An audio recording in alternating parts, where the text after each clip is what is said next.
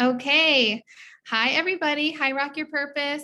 For those of you that don't know me, which I think everybody on the call right now does know me, but if you're watching this later, my name's Lauren Smithson. I'm a Sapphire Ambassador with Plexus, and we are going over the 12-week year and going through chapters 16 through 18 today.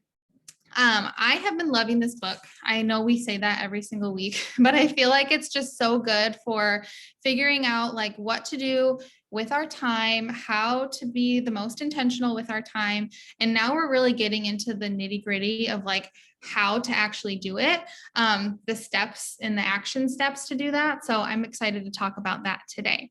So chapter 16 is talking about measuring and kind of keeping score, keeping track of your actions, basically, because we need to be keeping score to know if we're being effective with our time, or if our actions are being effective. So we have two different kinds of indicators on if we're being effective or not. We have our lead and our lag indicators, which he's talked about earlier in this book, but I'm just going to review again for those of you that might not know. Our lag indicators are the indicators at the end. These are the final results. This is like the goal at the end of the 12 weeks. And then our lead indicators are all the things that we are doing, all the actions we are taking daily and weekly to get to that goal. So really, we want to be measuring more of our lead indicators rather than our lag indicators. So that would be something like this. He uses the 10-pound example, so I'm going to use that a few times in here. If we want to lose 10 pounds, if we're only going to be measuring, did I lose those 10 pounds or not? At the end of 12 weeks, we weigh ourselves. We did or didn't lose those 12 pounds, but we don't know why. If we're only measuring, did we lose those 10 pounds, we're not going to know how we can change it to be better the next time. Or we're not going to know even why we did or didn't do it. If we are measuring our lead indicators, these are the things that get us to that goal. We're a lot more likely to be successful. So this would be, how much did I exercise? Or what did I do for my diet, right? Like how many calories did I eat in a day? How many miles did I jog? If we're measuring that kind of thing, then we can look back over the 12 weeks, or we'll probably measure it in a shorter amount of time. We'll get to that. But we can look and say, this is why I've been successful because I've been doing X, Y, and Z, or this is why I haven't been successful because I haven't been doing these lead indicators, eating the right diet, exercising, blah, blah, blah. So that's why we talk about lead and lag indicators, and we really have to break down our goals so that we're looking at our action steps rather than just at the outcomes.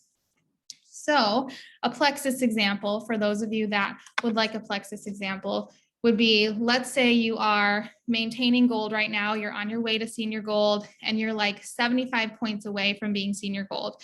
So your goal for your 12 weeks is to say, I want to be senior gold at the end of this 12 weeks, and you're 75 points away. So your lag goal or your lag indicator would be growing your business by 75 points. Your lead indicators would be, how many people am I reaching out to per day or per week? How many new ambassadors does that mean my team needs to have at each week or each month to get to that goal, right? So these are your lead indicators and the things that you can measure and say, well, I had a goal to reach out to 10 people a week, but I really only reached out to 6 people a week. Maybe I need to increase my activity next week so that I can get closer to my goal. So he was saying in the book that really the most effective way to track our execution of our goals and of our lead indicators is measuring weekly. If we're measuring, just the whole 12 weeks, then we're going to get to the end of the 12 weeks and we're not going to be able to make any adjustments to then get to our goal, kind of like the 10 pounds I mentioned. But if we're looking at it weekly, then we can say, okay, I was X amount % effective this week, and that probably wasn't enough to get to my goal, so I'm going to increase my activity. Or I was right on, I should be right on to reach my goal. He says that if you are 85% effective in doing all of your activities during your weeks when you're measuring, then you are a lot more likely to reach your goals. So what that would look like is, for let's say a Plexus goal in terms of our IPA, let's say we said we wanted to have 10 reach outs per week to get to our goal. We can look back and say, okay, I did I did 8 reach outs this week. So I was 85% effective with one of my goals. So I should be right on track. Or I only did 6 reach outs. I think I need to increase and do a little bit more next week to make up for what I didn't do last week and to actually be on target to reach my goal. Does that make sense to you guys? So he said 85% is the magic number. If you're 85% effective, then you're a lot more likely to reach your goal. Okay. So what I really like about this for us is that we actually already have an IPA chat that has some really great goals in it. So we have our 2-2-2, which is 2 reach outs, 2 posts, 2 follow-ups per day. But then you can take that and you can own this yourself, but figure out when it comes to your goals, how many reach outs, follow-ups, posts, things like that you really need to be doing each day to get to your next goal. So right now we have it as 2-2-2 or action stack, and you can choose your own speed, choose what works for you. But the point of it though is really making it work in the time that you have and being intentional about actually being 85% or more effective with those things. Okay, like I said earlier, this helps us focus more on our actions rather than just looking at the outcomes, right? So we're not just going to be looking at our virtual office and saying, okay, am I up 75 points yet? Am I up 75 points yet? No, I mean, obviously, yes, check and see where you're at, but you want to be doing the things every day consistently in order to help your points grow. We're going to be looking more at what we're doing every day rather than staring at a virtual office. Make sure that if you do have a team that you're helping to do this stuff with, that you can kind of guide them along, but really they need to be making their own lead and lag indicators for themselves and taking ownership of it for themselves, because that's what's going to get them to the next level, is taking that ownership. And we're going to talk about that a little bit later, but it can't be you just telling them to stay accountable with something. It's them that has to be accountable to themselves, and them that has to be the ones that drive their own success, right? Okay. So then chapter 17, we talk about taking back control of our time. And this is a meaty chapter because it's all about time blocking. And I know that we've been talking about time blocking on our team for a long time. And we're all, I think, trying to do it in some ways. But I love that this chapter really breaks it down and tells us how to split our time. And I have a couple of examples of some of the little time blocks that he has, but in our discussion today, I'd love to maybe have a brainstorm session between everybody on figuring out what kinds of things can go into each of the blocks so that we're all inspired and excited to put the different activities in the different blocks for our week and really be effective with our time. So the most common thing, and you guys can raise your hand or tell me in the chat if you agree, the most common thing that we hear from people is that they don't have time to do this, or they don't have time to do all the things that they feel like they need to do. We have all said it ourselves, right? Like, I don't have enough time to get all this stuff done. But really what it comes down to is we're not taking the time we have and using it as intentionally as we can. So that is what time blocking is all about. Okay, so the problem with the time block sort of thing, well, not with time blocking, but with not having enough time, is that instead of using our time to do our productive activities, we get distracted or we have interruptions, and that is what takes us away from doing the things we need to be doing. There's a couple really interesting, like, I don't know if you want to call them statistics in the book, but he said that for every interruption or distraction, it takes you 15 minutes to get back on track afterwards, which I was like, oh, that's actually true. I was thinking about, like, when I'm writing my documentation, my notes at work, if I have my phone near me and I like pick up my phone to do something else, 15 minutes goes by and I'm like, crap, I did not write that note still. And I have this many notes still to complete and this many patients still to see. And I wanted to be a little more caught up than this. So same thing with Plexus. We'll be messaging people and then we go to look for something to tag somebody in on Facebook. And then we're like, oh, this is shiny. And we start scrolling instead of tagging somebody in the thing we need to tag them in or grabbing the resource to then bring it back to the message, and we get distracted, and it can take away from a lot of our time. So really being focused and intentional during that time is going to be super critical. And they said that for most people, 28% of our time is filled with, instead of working, with distractions and interruptions. So I personally can say that that's happened to me, and I think we all can. So being a little more intentional is going to make us a heck of a lot more productive. This book consistently, we talk about this every week, consistently reminds me of The Slight Edge. And this, he talks about it again in this chapter. It's literally going moment by moment and choosing the right thing. So instead of, okay, I'm going on Facebook, ooh, that's a shiny, fun post to read, let me keep scrolling. It's, okay, no, I see that that's there. I'll have time for scrolling Facebook later if I make time for it. But right now I need to find that resource for that person. So really just choosing the next right thing instead of getting distracted.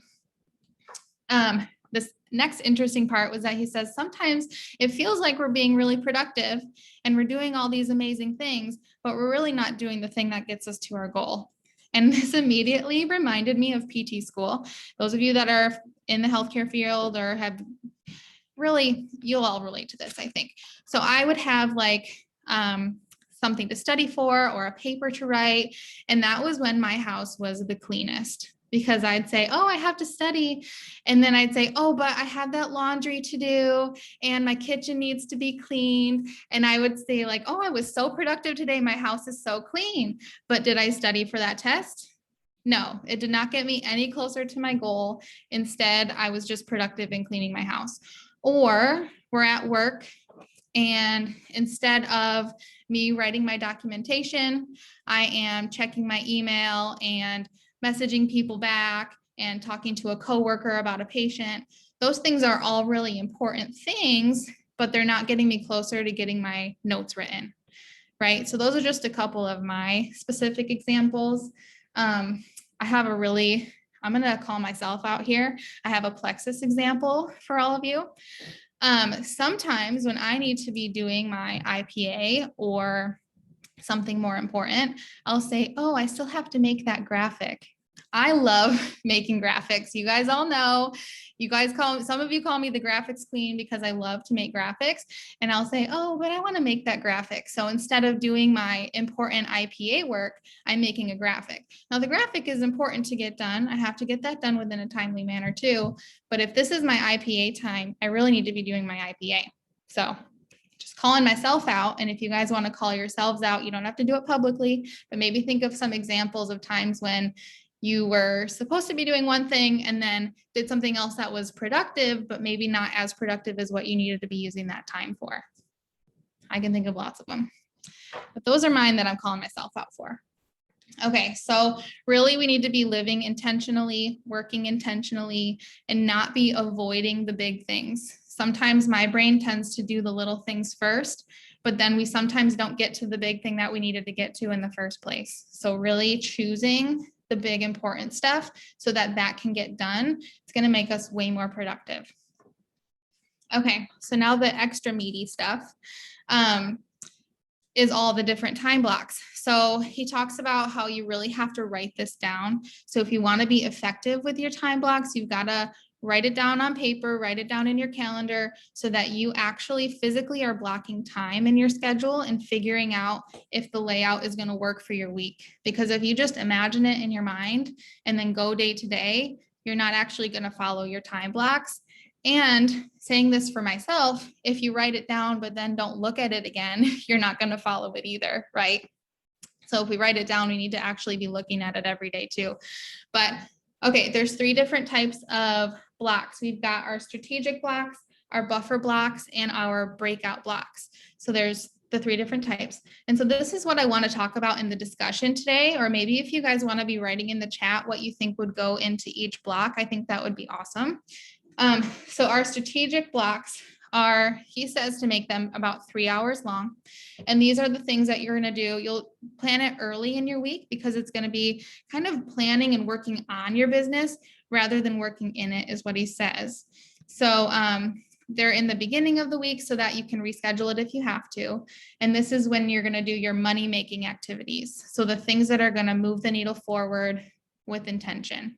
To me, that block, and tell me if you guys think differently. We all can interpret this differently, and this is why I want to talk about it. To me, that block is like signing up new ambassadors or doing all of our reach outs and follow-ups, because those things are the things that move our needles forward. But that would be doing our own IPA. So not working with level 2s, 3s, 4s, but working with people that we want to be our level 1s would be our time or our money making activities to me. So if you guys have other ideas though, please shout them out. That's totally fine. And then our buffer blocks, it's the lower level activities. And these are 30 minutes to an hour once or twice a day.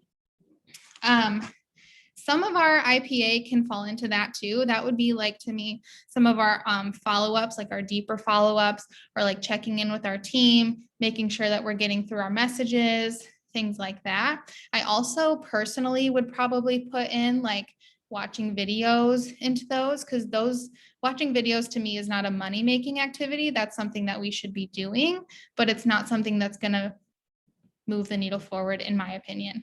If you disagree, tell me, and we can talk about it in the talk later too. And then we have our breakout blocks. So this prevents burnout. This is when we take some time away from working so that we don't get super burnt out. And I'm so sorry, I don't know how to turn the text off on my computer. So if you hear a ding, I apologize. Okay, so those are the different blocks. I think I went through everything I wanted to with that, but basically that strategic block, that big one, is going to be when we do all of our lead activities. So those lead activities were the things that get us to our goal. That's what we would put into that strategic time. Okay. There's a little bit of a mindset shift that we have to have when we start to do some time blocking and really thinking about getting to the next level or to our next goal. Sometimes people get a little worried and they say, I'm already feeling like I do so much. I don't know if I can do more to get to the next level. And they kind of freak themselves out, or they worry that they're going to get to that next level and they're going to have so much more on their plate that they don't know how to handle. But the point of this really is to work differently and work smarter and not harder, and really put our important tasks in certain chunks of our time so that we feel like we can actually do more and we're not overwhelmed by the amount of things we have to do, right? So if we work differently and we work smarter and not harder, it's not going to feel like we're working more. It might actually feel like we have more time on our hands if we do this correctly. All right. And then the last chapter is taking ownership. And I'm going to be kind of brief about this because I think we talk about, oh, I just dropped a chair. It's okay. Everything's okay. We talk about this a lot in our like mindset talks and things like that about how we need to be taking ownership. But really, you guys, everything falls on us, right? We can't be playing the victim and saying, if only my downline would XYZ, or if only my upline would XYZ. The only person's name that's on our paychecks is our own. So if we want to be successful, then we need to take the time to look at these time blocks, to use our time intentionally, to do the things that are going to move our business to the next level and not rely on other people to do it for us. This is all on us.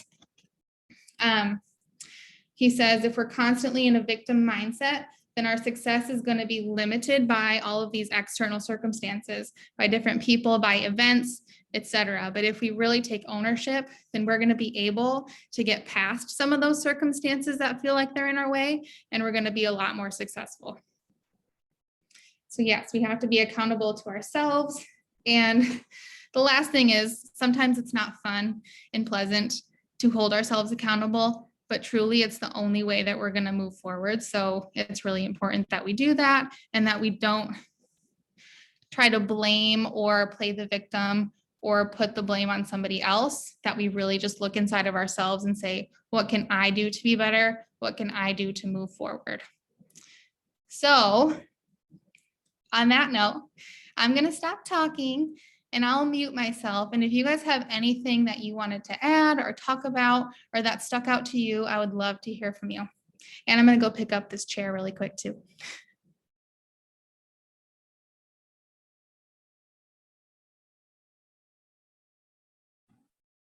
That was so good, Lauren. Thank you so much for sharing those chapters. These were great. I love the time block. Like I actually kind of wrote down some specific things I would put in each time block and tried to figure out what days work best for that 3-hour block to kind of prepare for the week ahead. And I find it helpful to also write down like my contact list and who I plan to contact that week. And that way, the daily contacts for like the 30 minutes that I have during the week, I just go there, do my contacts, and boom, it's done. Who I want to follow up with, who I want to reach out to, what I'm doing next. And so I really, really liked that chapter myself. Yes, that brings me to such a great point, or reminds me that that's kind of what I do too. But I was realizing that I do that kind of monthly. And I think if I did it weekly, it would feel a lot less overwhelming. So that's awesome. That's what you do. And I think I'm going to start doing it weekly too, like really setting aside, this is what I'm going to do, because then we don't get to our working time and we're like, well, who do I want to reach out to? Like we already have it written down, and it goes by so much faster if we already have a plan. Yes, planning it out is key for me, especially with how busy my lifestyle is. But if I can plan out my week, on the weekend, just really, it doesn't take me quite 3 hours, but if I can just plan out my week and then come each day, it's like boom, boom, boom, and I can, move on and do the other things that I need to do. So I find having a plan ahead of time works. And then I'm not wasting time planning each day, because then that half hour turns into an hour and a half every day. And I don't have time for that.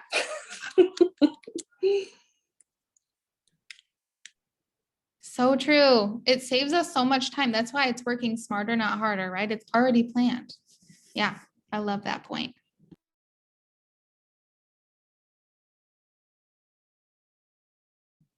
Hey, I like how he talks too about really looking at your week ahead of time, like sitting down and like really, really thinking and reflecting on what went well, what didn't go well, and then how to plan that week at a time. And that's something that I started doing with my husband, is like having a meeting with him on like Sunday, and like, hey, this is the week, this is this week, this is with this kid, this is going on with that kid, I'm leading a call, or I just have to be on call. Like he knows I have to be on the calls, but then if I have to lead, I like to let him know. But if I let him know like 3 weeks or 4 weeks or whatever I find out, it's just gonna go. So letting him know like that Sunday, or say, and then I can specifically say, I'm gonna need help with dinner on these 3 nights or whatever. Or we need to get groceries. Like I'm gonna set up a pickup. Can you get it on this day? And so like really having that weekly meeting with him has been really helpful. And then I've been doing that a little bit with the kids too. Kind of like, we have Monday night team call. Like, okay, let's have Monday team Hefner call and let the kids know what's coming up during the week, because even if they don't remember every little thing, when I say, hey, get your shoes on and we're leaving in 10 minutes or whatever for this or this, they are like, oh yeah, she did mention something about that. So that's been really helpful too. Um, Hi, Ollie. And just that I love too how he really breaks down time blocking, because that's been something that people struggle with. And what I struggle with is I'm like, well, I'm gonna do the laundry for 20 minutes, but then it's not done. So then what do? Do I like keep doing the laundry and just pound it out and get it done for the next 10 minutes? Or do I move on and leave something undone? And so like learning that, one, we can kind of track our time too, to figure out how long it takes to do certain things, is really helpful.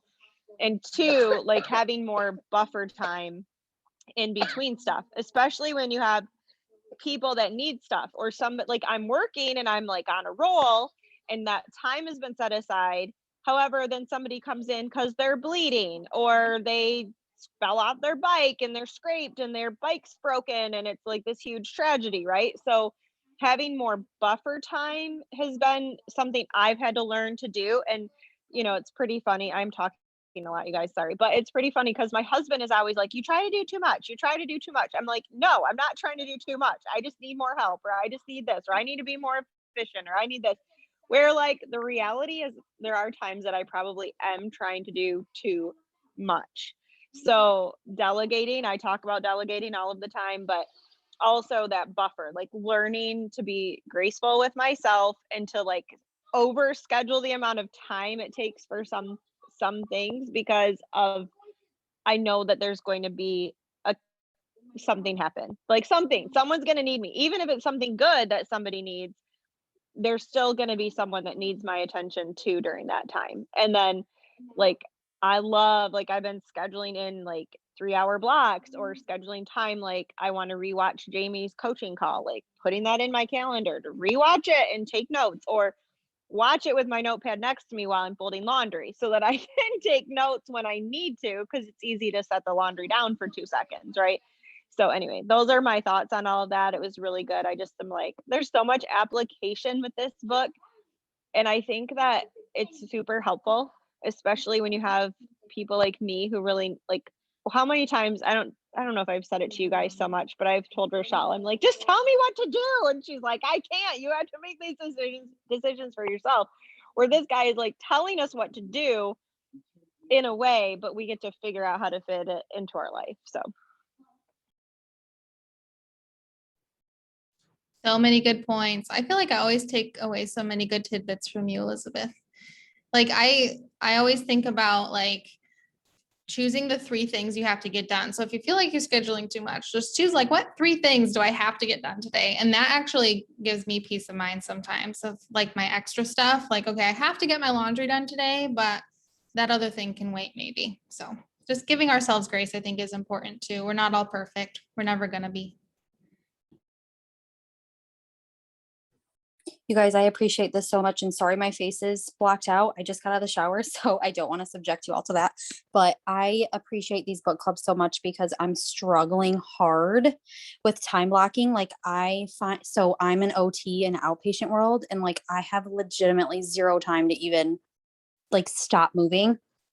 And so I appreciate all of these tips so much because even with my IPA, like even posting, I'll be like, oh my gosh, it's noon and I haven't even like been on Facebook. I haven't rounded. I haven't done anything. And so I'm trying really hard to like be more intentional with like, okay, get up a little bit earlier, get things ready for the day, post, round a couple of morning posts. And then that way, when I get to lunch, I don't have 17 posts that I have to round on that I feel obligated to round on, and then do a little bit before I leave the clinic. So that way I can do my mom things when I get home. So I appreciate all of this help in the business building thing that you mentioned, Lauren. I gladly will partake in that because I feel like that will help so much. Oh, I'm so glad that this is helpful for you. You mentioned something that while we have 16 people on here that could maybe benefit from hearing it, don't feel like you have to round on 17 posts, please.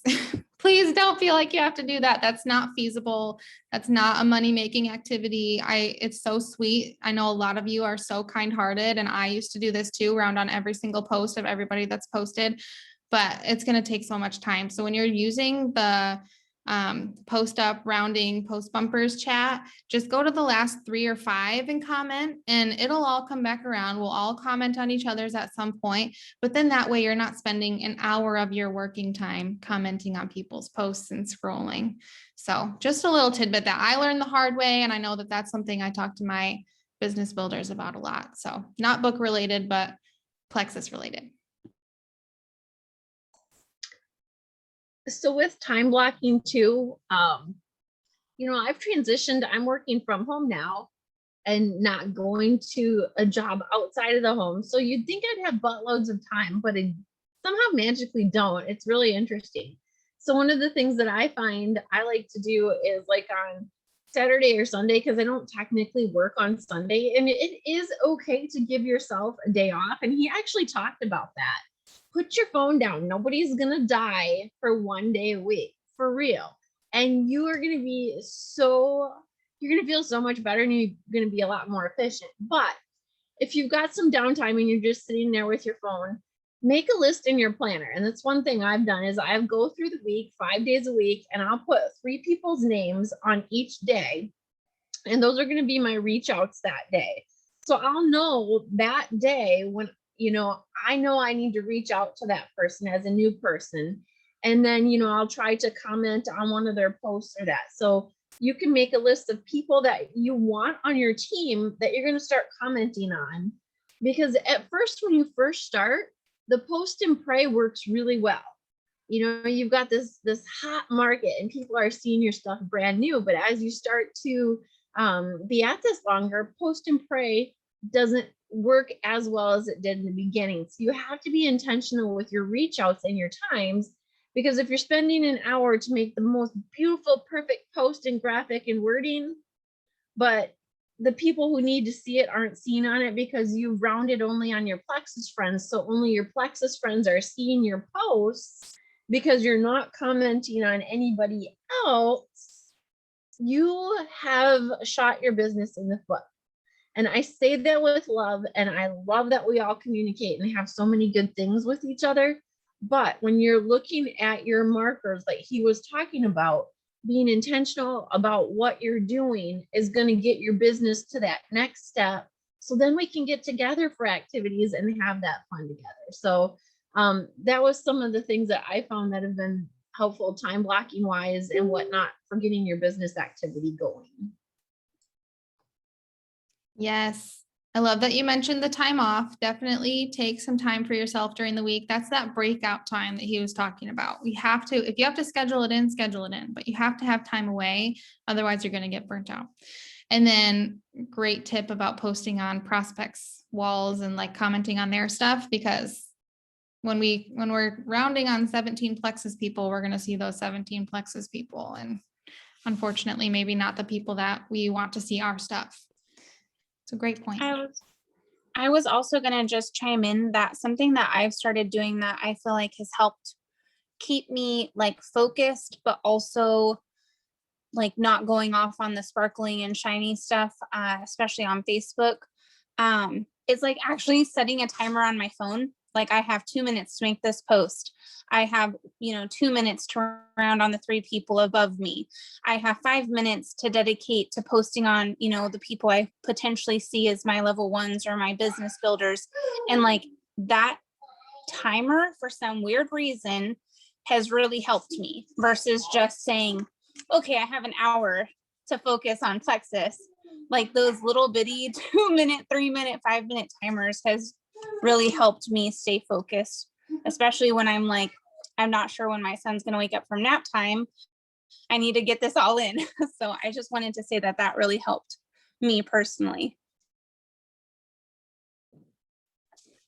Timers are amazing.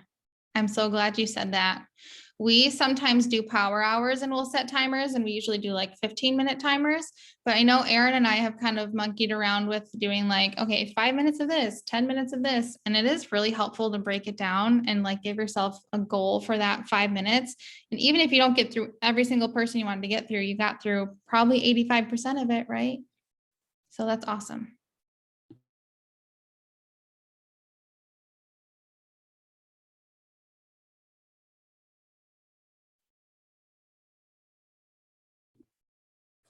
Anybody else have any takeaways from some of his like tips or pitfalls or anything else in the chapters? I have to admit, I like the fact that he talked about actually writing out your goals and telling them to someone else so that you're accountable. And if you say you don't need to write down your stuff because you already know what you're doing, you're fooling yourself. And I'm like, dang, that's like gut punch, because we get to that point where like, I don't need to write this down. I already know I'm good, because we've been doing this for so long or whatever. You're like, oh, I know how to send a message. I know how to do these things. Yeah, whatever. It's just because you don't want to be accountable. And I liked that because I think we really need to do that, or we set a goal that's like way too easy because we have that fear of failure. So looking at making your goals actually something that you're working for. And then knowing why you're working for it. I loved how he talked about what's going to change when you hit that goal. What big impact is that going to have in your life? Because if it doesn't really change anything, what are you working for? You know, it's like if you're just going to do the same little thing, what do you do? Where's your incentive? So I think it's really important to continually reevaluate your why, or what's going to change when you hit that big goal, and then what your goals are. So I thought those were really good, and I like how he didn't pull any punches. So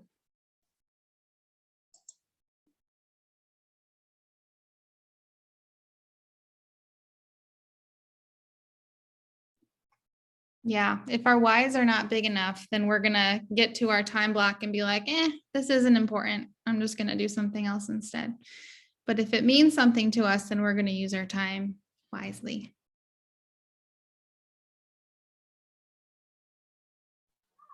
My goodness, even when I tell the kids my goals, like, okay, guys, like, I need you to do these things, or give them their job list, and I'm going to do these things. Like, these are my goals and my jobs for the day. It's like, it helps me be more accountable to that, because I'm asking them to work. So why wouldn't I share with them where I'm going to? And it's that even can relate to so many things. Like, well, why you're always on your phone? Well, no, I'm not always on my phone, but when I am on my phone, I need to be on my phone and talking to my people and doing my work, so that I don't have to go back to the hospital and work, you guys.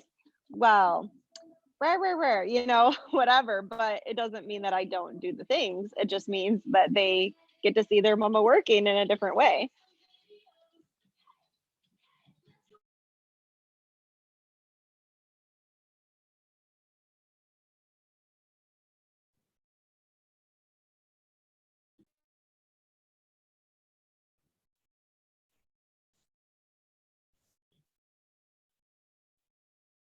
I love that you related it to life stuff. This book is so good for that. I mean, this is not just Plexus and not just network marketing. It's really every single goal we could have for our life could relate to these.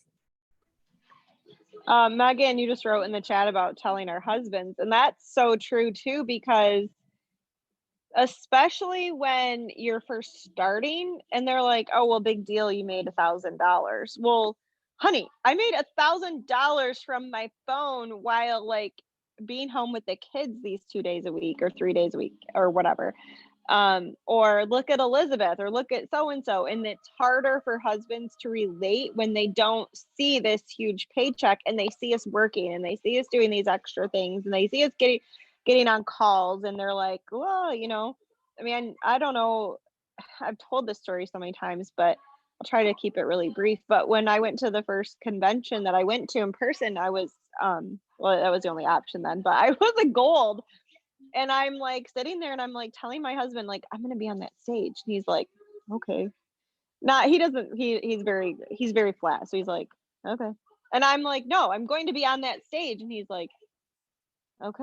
And I'm like, I'm gonna be on, like 3 times, like elbowing. He was like, okay, like finally I got a reaction out of him. And he would, we went through this, like, it's like detox of your business. It's like the husband detox or the kid detox that we have when we up our ProBio 5 and we have this body detox. It's learning that we're going to like put these times in and have these set times when we're working, because it is going to pay off. And just having that open communication is really helpful. I did a lot when I first started after my kids were in bed and my husband would be gone in the evenings. He was taking classes and stuff, and it didn't interfere with anyone. And then when he was not doing those things, I had to learn to like be a better communicator of what I was doing with the time when he was gone, so that is super important to just get that like buy-in from them. And getting your husband, Megan, to events really helps, or everyone, but getting your husband to events, getting them to convention.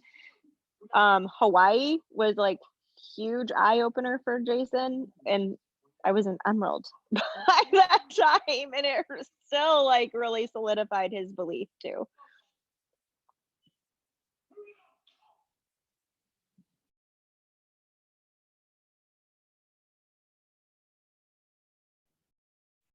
I can relate to all of that. I've had to work hard to get buy-in, and it's worth it though. You just have to keep doing it, keep showing up regardless of if they have opinions on it or not, because you know where you're going. And just keep sharing with them where you're going and have them dream with you.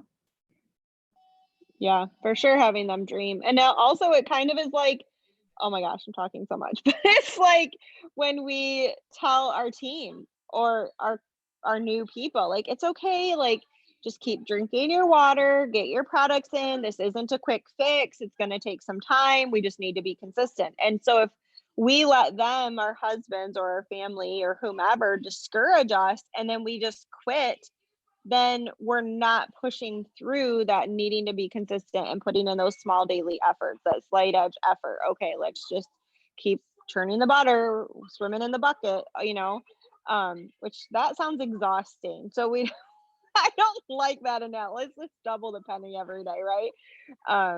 But just we want to show up even when it's hard because it's going to prove to them that we're serious about where we're going. And when we say this is important to me and I'm going to keep doing it, then it's showing them like, oh, okay, well, she's serious about this.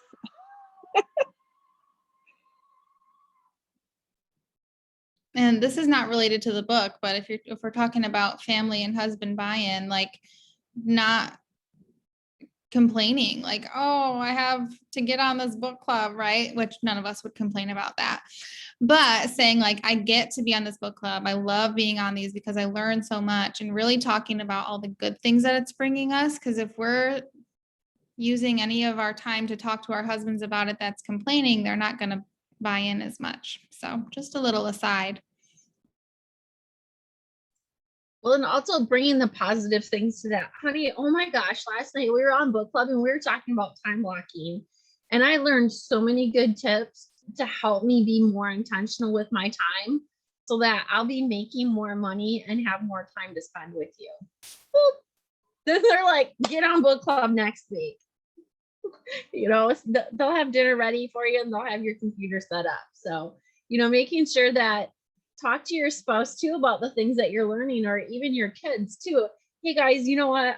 Last night, we were talking about goals, and I'm sorry, I haven't been as good about talking about goals with you guys as we should have. Let's sit down and write some things out together so that we're working on things together. So making sure that, whoever may be giving you a little guff, that you bring back the positives to them and have them be involved as well, as little bits as it might not be something ginormous, but little bits sure do add up.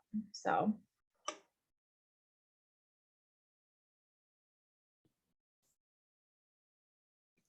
true.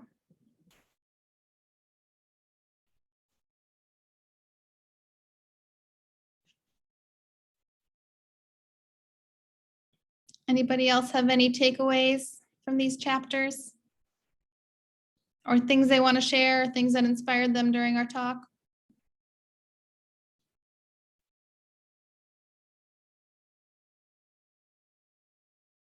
Going once, going twice. I'm guessing that's a no. So thank you all so much for contributing tonight, whether it was in the chat or talking on the book club, on the recording. We appreciate every single thing that you said, and we love hearing from everybody. These are some great chapters, and this is a great book, and I hope you guys are learning a lot like I am, because this has been awesome. So without further ado, I will end the recording, and we will see you next week. Bye, guys.